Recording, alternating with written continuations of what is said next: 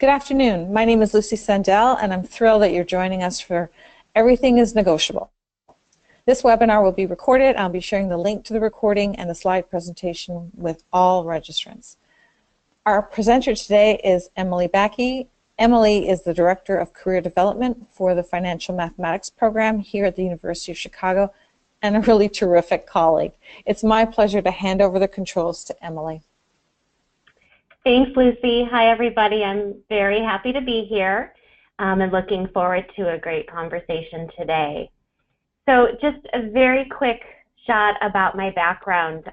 Before I made the crazy decision to join the career services side of things, I actually worked for about 17 years in human resources, which I have found to be very helpful in advising our students in a full range of things involved with the job search process, including successful salary negotiations. So I'm very happy to have been invited to talk with you today, and certainly would encourage you to connect with me on LinkedIn as well.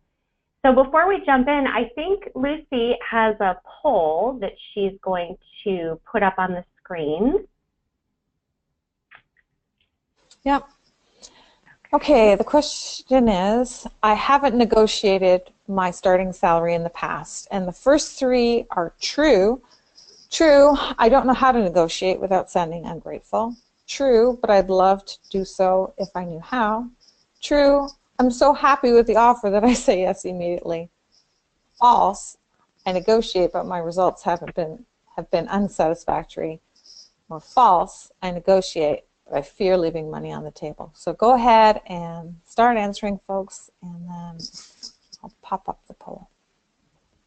All right, perfect. So I'm interested to see if the poll ends up showing some similar statistics as what I found in some quick research. So there was a 2016 survey done by Glassdoor, and it demonstrated kind of some sobering trends. Basically that 59% of American employees accepted the first offer that they received without any negotiating. 68% of women accepted the salary they were offered without negotiating, compared to 52% of men.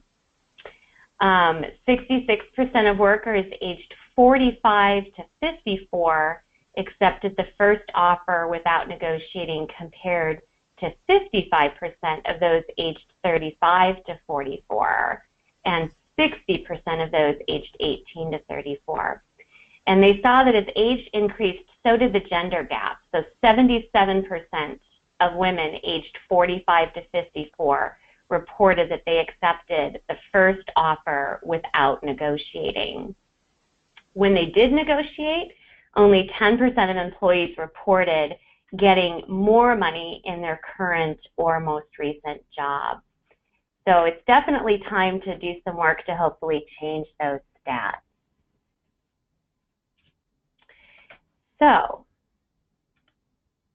before we dig into some of the strategies for negotiating after you receive an offer, I wanted to spend a little bit of time talking about the interview process, which is definitely a time where some of these salary questions start to pop up. So when people are prepping for interviews, they're already doing all sorts of homework to learn more about the company and about the job. And part of this homework really should include that initial salary research. You know, starting to think about things like, what's my expected or ideal salary range based on, you know, what my salary history has been, my own individual circumstances, what's the market data showing, you know, the typical salary range for people who have similar experience or education working in this city, at this company, or comparable companies.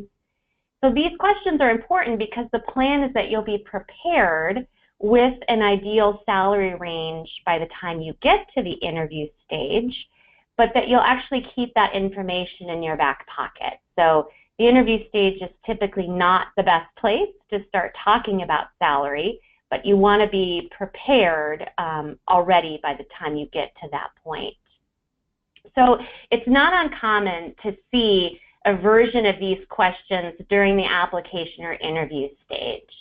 And I always think that as a candidate, you give yourself a slight edge in negotiations by not being the first person to throw out a number, right? You want the interviewer, the employer, to be the first person that throws out that initial starting point.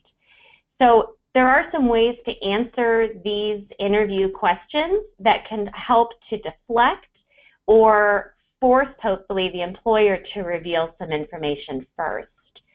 So what are your salary expectations? So when I was asking that question as an HR professional, I was basically trying to find out what's the least amount of money that I can offer this person that he or she would be willing to accept. And if the candidate shared a number that was lower in the range that I had to work with from a budget perspective, my impression was that I could offer, that amount and not have to do much more in order to get that person on the team. And in contrast, if the number that what the person threw out was too high, I may immediately think, this candidate's really out of reach. And in both of those cases, it's really too early in the process for these decisions to be made. So that's why you really want to try and deflect the question. So a great way to answer would be something like, I'm more focused on finding a position that matches my skills and interests me, and I'm confident that your offer would be competitive. Or you could even try to get some information out of the interviewer by saying something like, my salary requirements are flexible because I'm more focused on the work I'll be performing and the opportunities for growth. Could you share the range that you have in mind for someone with my background in this type of position? And usually one or a combination of these responses would be enough to deflect and possibly get some valuable information from the employer. If, however, you're in the rare situation where the employer really insists that you share a number, that's where your initial research will come in handy. You'll want to share a range that is supported by your research. So, based on my research, the market data shows a range between X and Y for someone with my experience in this role. So I think this is a fair range for me to consider as well. The salary history and current salary questions can also be tough, and you may see these as early as the application stage. Anytime you're able to type a word rather than a number on the application, I always suggest people write flexible, open to negotiation, or NA. If you're asked this question during an interview, you could always say something like, I'd prefer not to discuss what I'm currently earning because this position isn't exactly the same as my current role, and I'd like to understand the responsibilities a bit more. I'm sure we can agree on an appropriate salary later on. And finally, I think the old adage holds true that as a candidate, you don't want to ask about salary during the interview process. While it's true that some employers won't mind, it can be a real turnoff to other employers. So I just don't think it's worth the risk necessarily to bring it up that early from your perspective. So how do you go about doing your homework? Well, there's a lot of websites that provide salary data. I'm sure you're familiar with at least a few of these. And they collect it in different ways. So you have sites like Indeed and Simply Hired, where they're showing data that they have collected from company job postings on their sites. So the companies have actually put a salary range associated with that job posting. Then you have other sites like Glassdoor and Salary.com, where you're going to see data that's been reported by actual employees who are working at that company, or HR professionals who may be responding to survey requests. No site is going to be exact, and it's not uncommon to see variances between the sites, even looking for the same types of positions. But I think that they're extremely useful in starting to gather information, so you definitely want to look to those. There are some professions where there will be resources specific to that industry. So, for example, when I was an HR director here at UChicago for the library system, Every year we reported salary data to the American Library Association, the Association of Research Libraries, and these organizations then released annual detailed reports for both library job seekers and employers. So your particular profession may have similar resources that can be extremely valuable to research. Don't forget to talk with people who are in your line of work. So this is your network, people that you know or that you've connected with within the industry that can give you some insight into what they're seeing with salaries, people that are maybe doing very similar work to you. And of course, it's still frowned upon to directly ask people, hey, what do you make? But I think there are some really diplomatic ways to ask questions like, what would you say is the typical salary range for someone coming into that position? So it gives a little flexibility for them to give you a range rather than come out and tell you what they're making. And then finally, you want to be realistic and informed. So don't expect or ask for something that is out of line with market data, your experience or background, or the industry norm. You know, it's kind of like putting your house on the market, right? If you expect a purchase price that's nowhere near the comps in your neighborhood, your house is likely to remain unsold. So it's kind of that same concept of being realistic. So when you're doing your research, there are a few important factors to consider. Remember that job titles can sometimes be deceiving, so whenever possible, it's good to consider both job title as well as a description of the responsibilities that the particular website or resource that you're using, you know, determines to be related to that job title.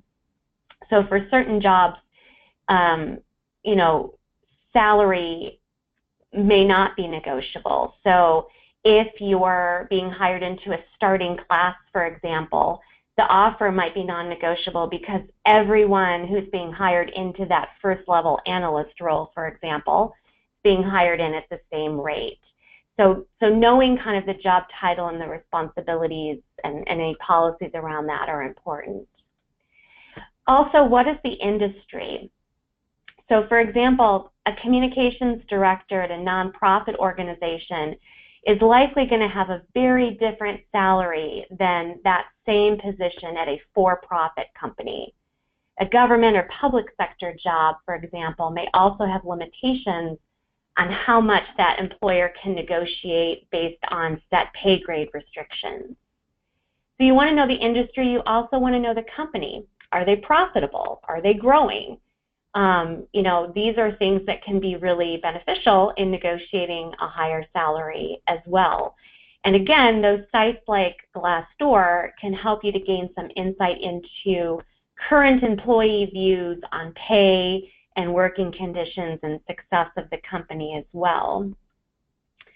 And of course, things like location, experience, any special skills that you might bring to the job can also influence your compensation and your success in negotiation. If you're going to have a steep learning curve, then you're going to have less room to negotiate a higher salary. But if you have the experience or the skills to jump in and make a more immediate contribution, or you have these skills that are more in high demand, you can often be more successful in your negotiations. So in general, I follow the basic rule of thumb that it never hurts to ask. But what if you get an offer that's much higher than you expected? So you've done your homework, you come in, you've got your expected and desired salary range, and the company actually offers you something that's beyond what you were expecting. Should you still negotiate? Negotiation is a very personal decision, and it should definitely, you know, be made by you and be up to you. But I think it's important to remember that if the offer is aligned with the market and it's more than you would have requested, it makes negotiating more challenging, right? You no longer have that research or justification that supports a higher amount. So it's just a question of, what's your basis for asking for more? However, if the initial offer leaves room for negotiation, then you should definitely do it. Again, going back to when I was in HR and making job offers, I usually started with a number on the lower end of my salary range because I expected that the candidate was going to negotiate with me.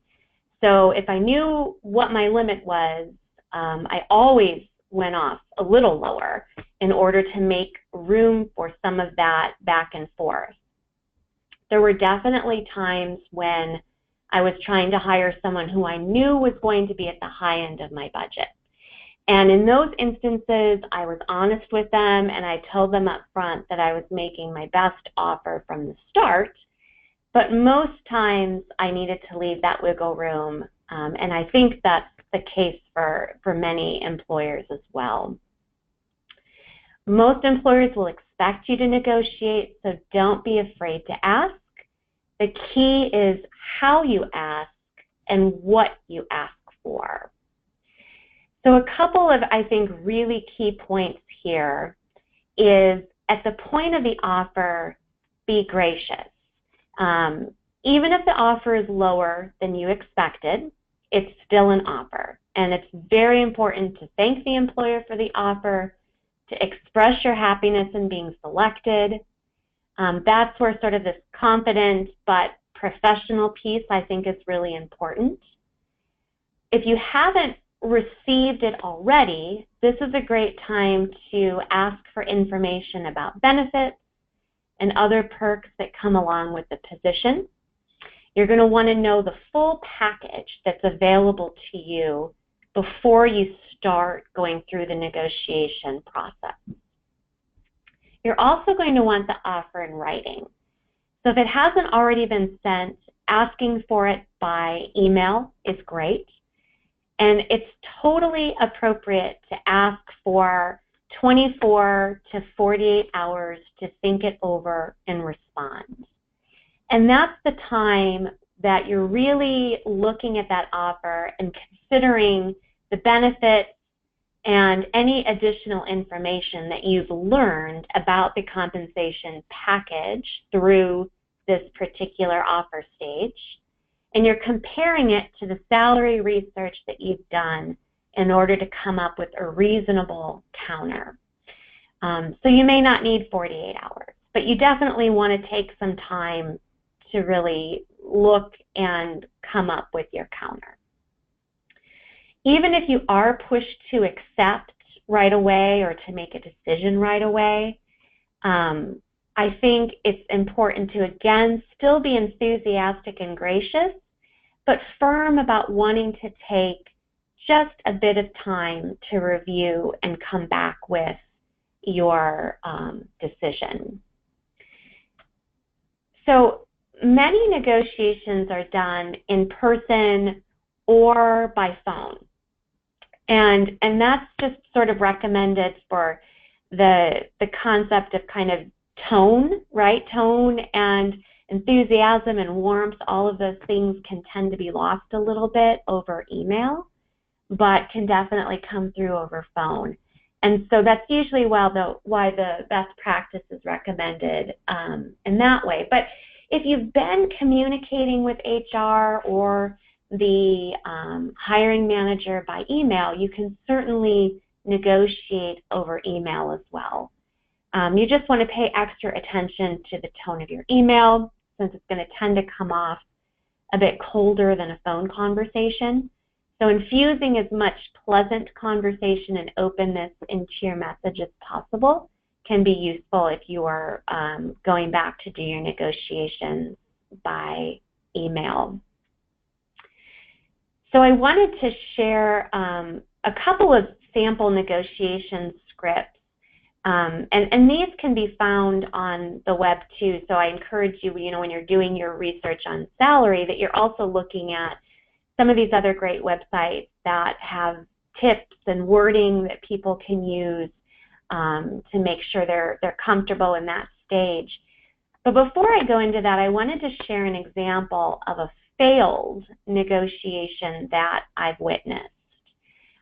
So a couple of years ago, I was working with a position and a hiring manager for one of the departments that I was supporting. And we had made an offer that we felt was a really competitive offer to a candidate for a position. And the candidate responded very quickly, I would say maybe within a couple of hours, to the initial offer, and responded with a letter that he sent via an attachment by email. And the letter basically listed about 10 different things that he wanted to negotiate or have different in his final offer. And this ranged from everything from the salary to some changes to the benefits package, to the title of the job, the location reimbursement, some of the job responsibilities that he felt might be more effective being delegated or being part of another member of the team.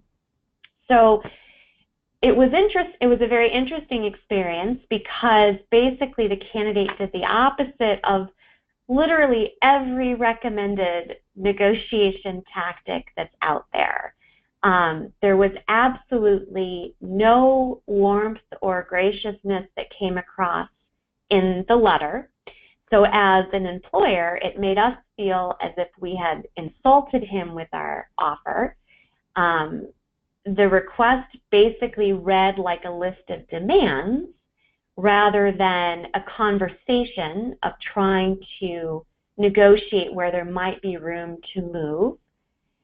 And because he tried to negotiate everything that we thought was possible, it came across to us that he either wasn't really interested in the position, or he really just expected that we were going to be able to come up with something that we couldn't.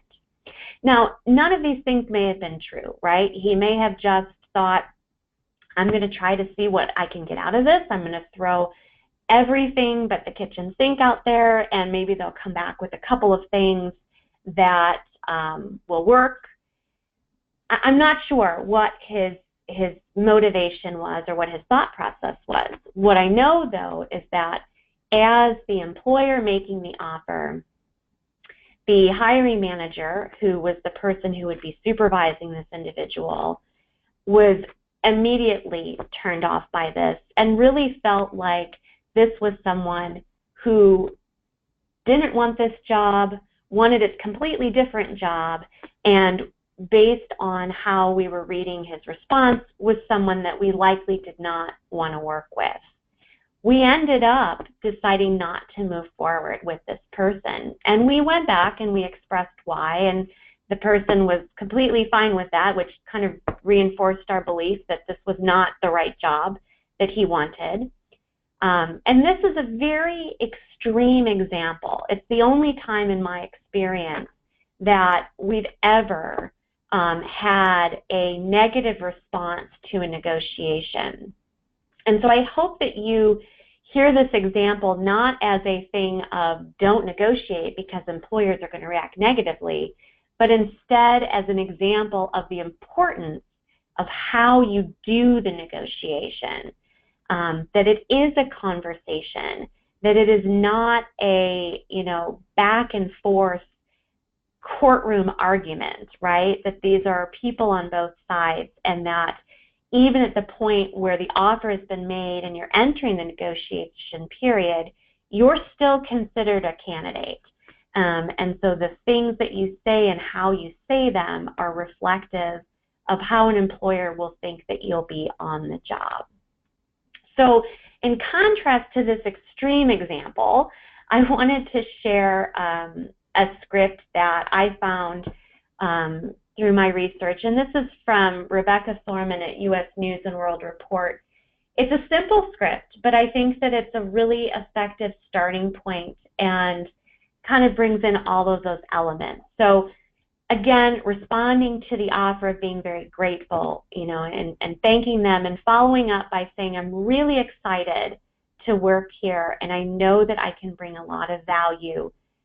I appreciate the offer of $58,000, for example, but was really expecting to be around $65,000 based on the experience level that I bring to the position, as well as my review of the market data for the position.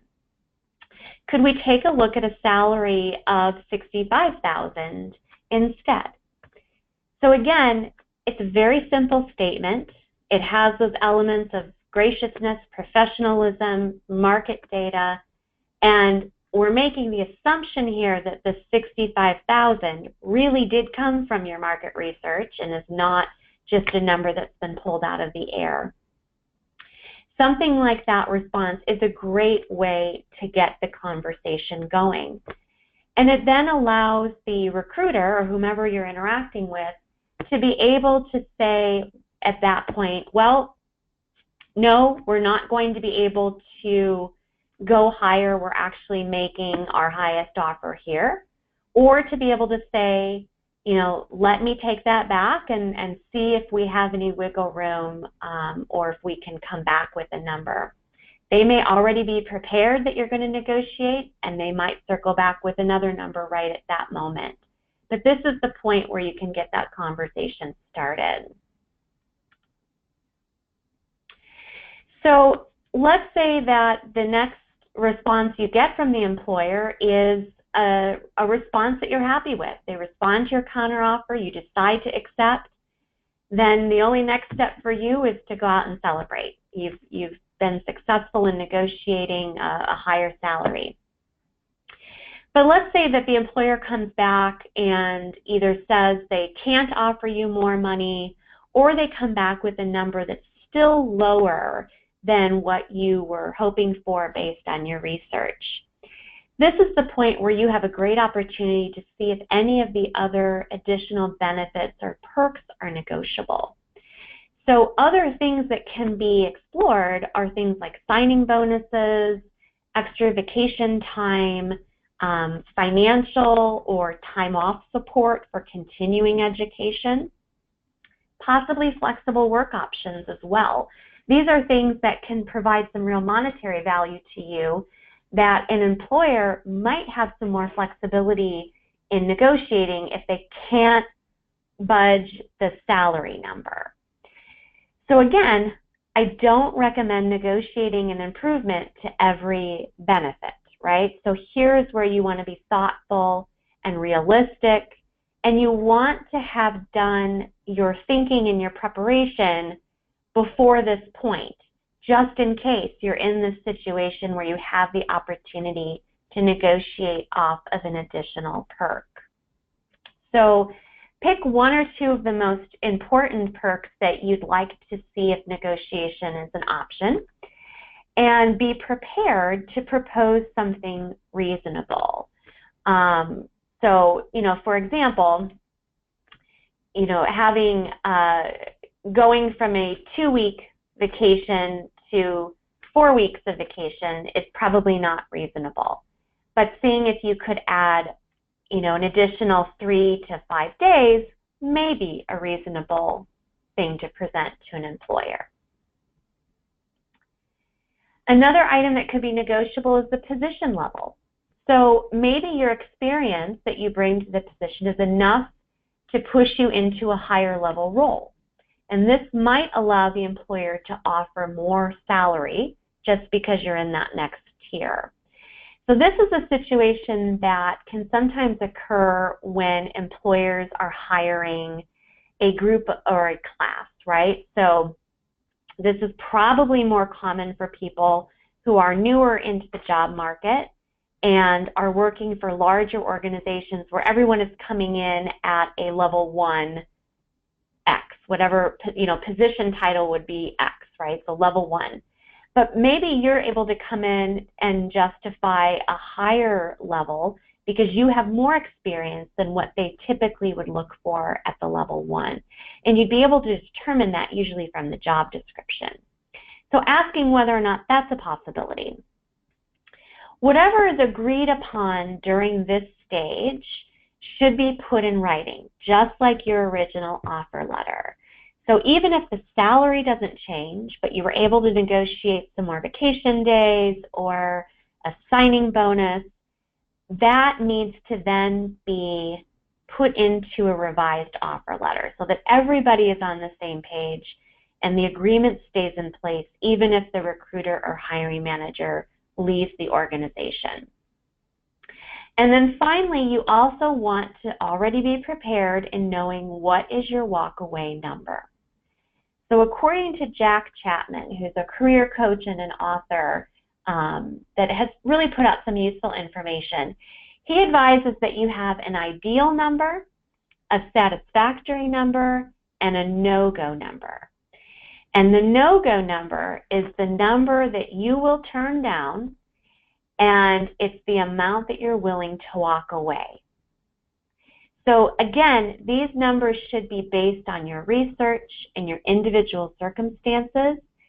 For some people, especially new graduates, the value of experience might outweigh that no-go number, especially when it can lead to greater opportunities in the future. So you do want to make sure you've put as much thought into that number as you have in coming up with your ideal and satisfactory salary ranges. So everything that we've covered so far about negotiating that job offer also applies if you're hoping to negotiate a pay raise or a salary for a new role within your organization. So basically, just rinse and repeat all of the strategies that we've covered. When negotiating pay raises, timing can mean everything. So it's very common for people to wait until their performance review to bring up the idea of a higher pay raise. But that moment can actually be too late, because at that point, the budget and the raise distribution has likely already been determined. So it's often good to start talking with your supervisor about 2 to 3 months before the annual review, because that's around the time that budgets are being prepared.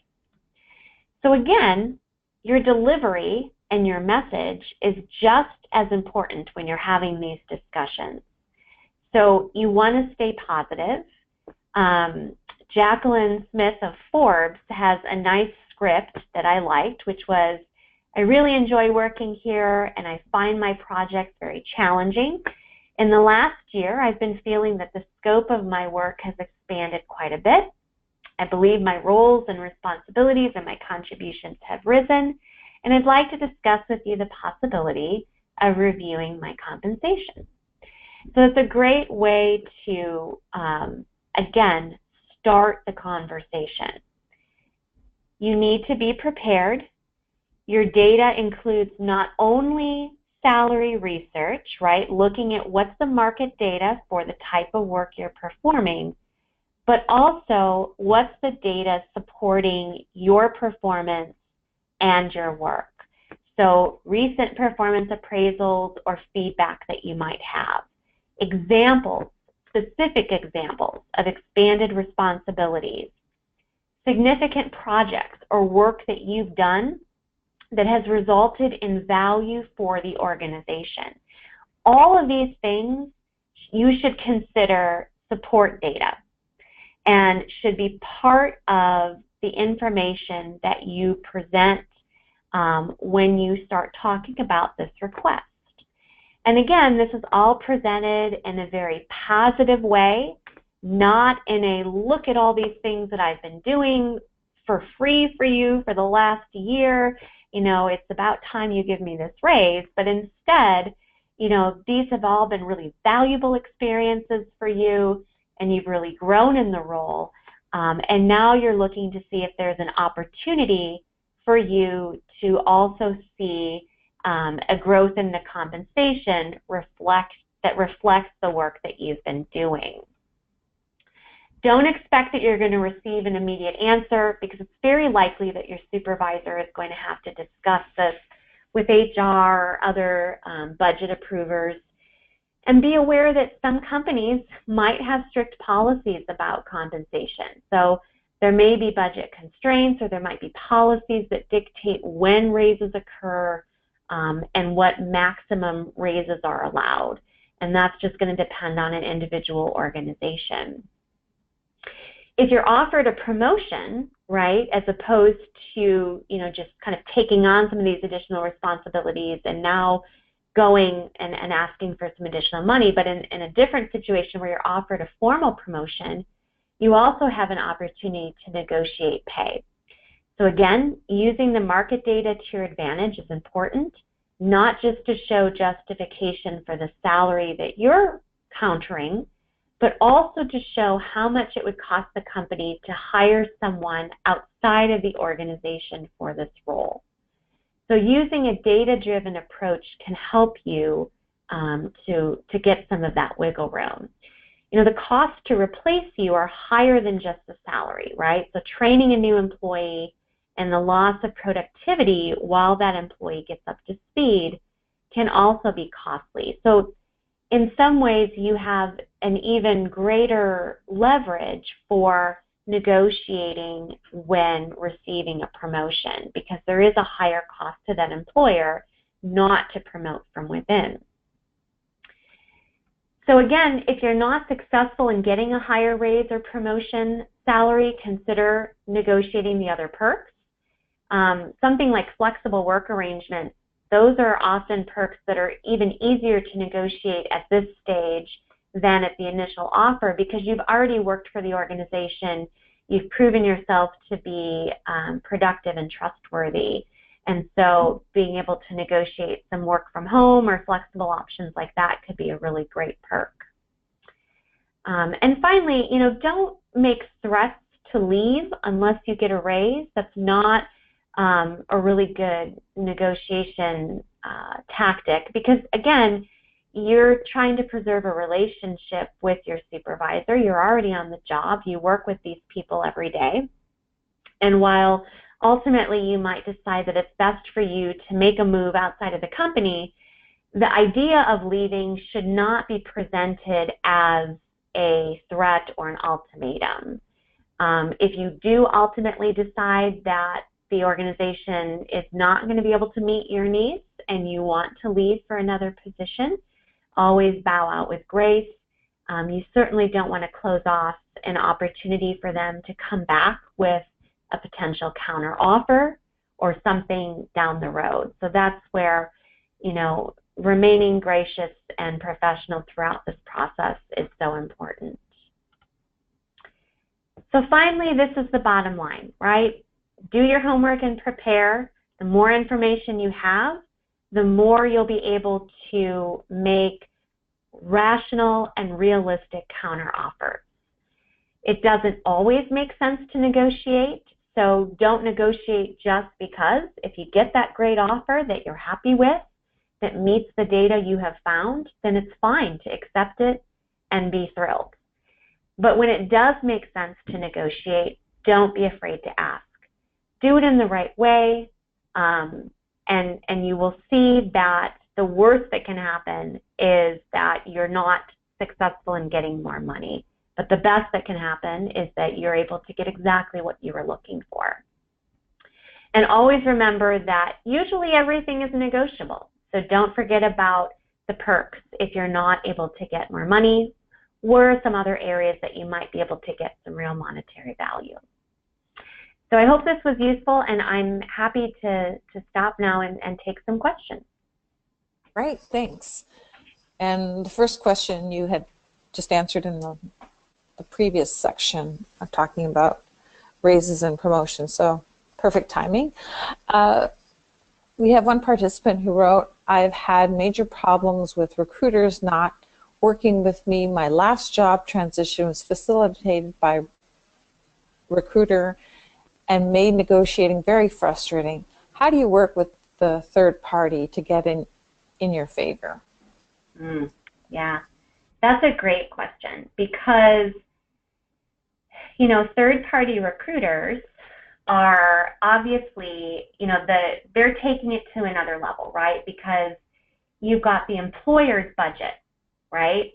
And when the employer is working with a third-party recruiter, that recruiter is making money for their organization by taking a cut of that budget. And so you've lost a little bit of an edge there. You don't have as much wiggle room because you have another person in there who's taking a cut of that salary that might normally go to you.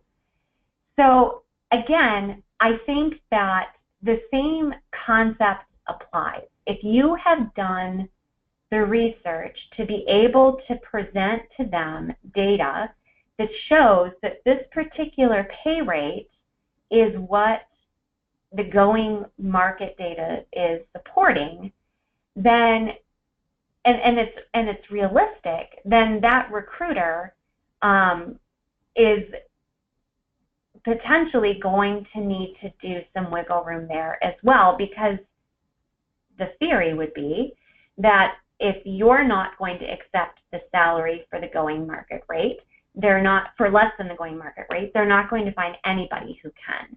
Now, there are factors like what's the job, what are the skill sets that are required, are there a number of candidates that are available? Those are all things that are going to impact your negotiating power in that sense. But, you know, being prepared, I guess, to walk away with a third-party recruiter is definitely something that happens. But it's true, you do have less room with them because of that extra cut. I think just being as prepared as you can, you know, it's not usually advised to try to go around the recruiter to the employer, because the employer has signed a contract with that recruiter and is not going to necessarily be able to do anything about it, right? They're not going to be able to just hire you directly instead of going through the recruiter without paying a significant number of fees. So it's not necessarily the best move to make, but as much as you can try to work with that recruiter as early on in the process to make your salary expectations known, I think that can be helpful. So it's a little bit different than what I said at the beginning about not talking about salary until you get the offer. I think when you're working with a third-party recruiter, being more open at the front might be useful, because they're also working, you know, to make sure they're placing the right people. Thank you. So usually we start off with a verbal offer. If the company is not going to give you a written offer unless you accept the verbal offer, is it still a good idea to negotiate? Yes. So if you get a verbal offer, you know, there's definitely companies where they'll tell you, you know, we don't put anything in writing until the person has accepted verbally or until we've come to agreement on final terms. So if you're not able to get anything in writing from them at the beginning, that's fine. You should still follow the same steps to negotiate. So still ask for a day to consider their verbal offer and get back to them. Then go back to them and have that conversation about what you would be looking for negotiation-wise. See where you land verbally. And then once the verbal piece has been finalized, then you're obviously going to want the written piece. Again, you don't need to be concerned that an employer is suddenly going to yank away a verbal offer if you just ask the question as to whether or not there's some room to negotiate, right? So the key is how you're having that conversation and what you're asking for. If you do come back to them very, you know, pushy and strong and ask for a lot of different things, then yeah, they could potentially take that away. But if you come back to them in a very professional and gracious way and you just ask the question, you know, I'm looking for a little bit more, I'm wondering if there is some room here that we can negotiate, and start that conversation, that's not going to cause a company to retract their verbal offer. And if it does, that is not a company that you want to work for, because that's a sign of bad things to come, I think. Thank you. In the story where you described the email with the letter asking for so many requests, that clearly had too many, but what's a normal or appropriate amount to ask to try to negotiate on? 2 or 3, 3 to 5? Yeah. So for me, it kind of depends on the ones that you select. So I always, and negotiation, again, it's an art, right? It's not a science. So the way that I've approached it might be different, it will be different than the way that others have. But I always like to start with just salary. So that's always my first focus.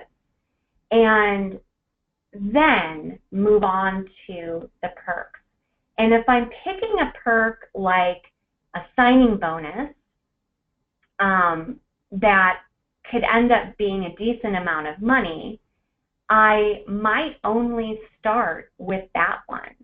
But if I'm picking something like a couple of extra vacation days and you know, I'm interested in continuing ed, could we look at a certain amount of money each year that the company would be willing to put towards continuing ed? I think those are two things that couple really well together, right? Because, you know, you can have some additional time off in order to pursue that, and you're asking for some support, all of which benefits the company in the long run. So I would typically stay maybe around two things, but again, it's going to depend on what you're asking for. But to me, 2 is probably a safe bet. Thank you. What is a reasonable percentage increase in salary to ask when offered a promotion at the same company? So that's a great question. So I tend to tell people that the first thing they want to do, instead of just trying to pick a number, right? So I've heard some companies say, well, we just automatically do a 10% increase. But how do you come up with a 10% increase, right? I mean, what if the person has been way underpaid for a period of time, in which case a 10% increase is nowhere near the market data, or the person was brought in at a really high rate for the level, in which case a 10% increase throws off the equity even more. So rather than picking a random percentage number, I think that it makes sense to really do the homework to find out what's the market data for this position. You're moving into a higher level position. What's the data that if the company needed to go and hire for this role outside of the organization, what would it cost them? Because that gives you an idea of some wiggle room. Now, you may not be successful in getting that full amount, right? But it's much better to be able to come to them and say, you know, I've done some research. This is what the data is showing, that if you were to hire someone outside, what it would cost. You know, I recognize that working at this organization, I've contributed in a number of different ways, but I've also benefited as well. I'm looking to be within this range, which certainly falls within the market. I think you're much better positioned than to just come back and say, I think 10% is appropriate for a promotion, because there isn't really anything behind that. Great, that makes sense. Do you have any specific suggestions for women, given the gaps you mentioned at the start of the call, as well as the gender pay gap in general?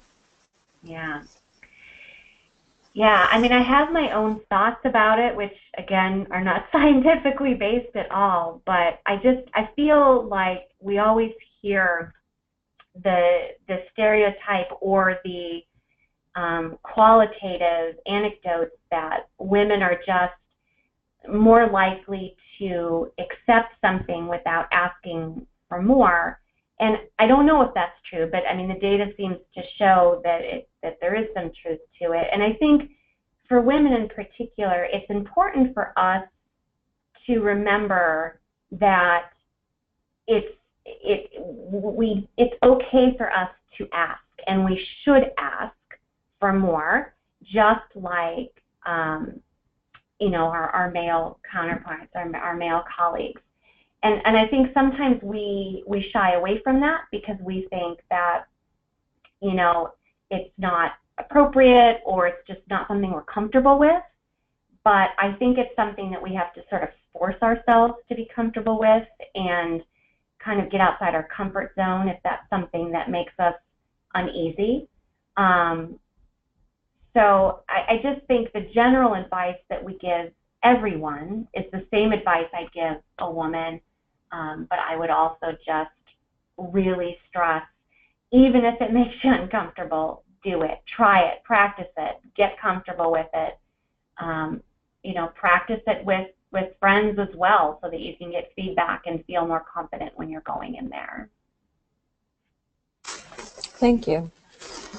Oh, this has happened to me before as well. Any suggestions for what to input in online application forms that require a single numeric dollar amount salary request? Yeah. Not even a range, just an amount. Yeah. So if you have the ability to enter a word, I always try that first, because even though it says to enter a number, sometimes it will let you move on just by entering something in that box. So if you're able to do that, I always say enter something like flexible, open a negotiation, or NA. If it's going to force a number, it's going to give you an error when you try to move forward. It's going to be up to you. You could put the number down that you're, really hoping to achieve based on your research. I've also seen people who just enter the number 1, which usually is enough to kind of get it through that numerical catch, and tells me as the recruiter that, you're not going to give me that number right away. And that's always been okay with me. So if you can do something like that, that might be a way to move it forward. If you can't and you have to put a number down, then you just put the number down that your research has supported. Great. We have time for just one more question, and I know there's a lot of you out there who have questions, so if you want to fire them away to me afterwards, I'm going to be sending out the thank you with the link. You can just send them to me, and I'll forward them on to Emily because we won't have time to get to everybody's. But here's one last one. When asking for a raise, since timing is everything, you stated that you shouldn't ask at your annual review. Is the only reason because the budget review timeline? Are there other issues that you shouldn't bring up during an annual review? No, for me, it's the budget timeline. That's the big one. It's typically, at that point, annual reviews are usually, and this is something you can find out, right, in talking with your HR department, of the timing for budget planning and compensation planning. They've typically already started and possibly finished that process, a month or two before the annual review takes place. So check with your HR, find out what the timing is, and if there is room for changes at your annual review, then it's perfectly fine to have that conversation then. Terrific. Well, I want to thank everyone for participating. We're at 12:55 Central Time, and this is our end time. So thank you so much for participating. It was a lively discussion. A lot of people had questions. Again, if you have questions that you didn't get answered, but you are very interested, go ahead and send them to me, and I'll forward them on to Emily. Emily, I want to thank you so much for presenting today. It was a great topic, and it's one that comes up a lot when people suggest, when I ask people, what would you like to hear about? Negotiating salary is one of the top ones. So I'm very grateful to you, and I want to wish you everyone all the best for the weekend. And if you're not in Chicago, enjoy the fact that you don't have snow yet, probably. Yeah. But goodbye, everybody. Thank you so much, Thank Emily. you. Thank you. Bye.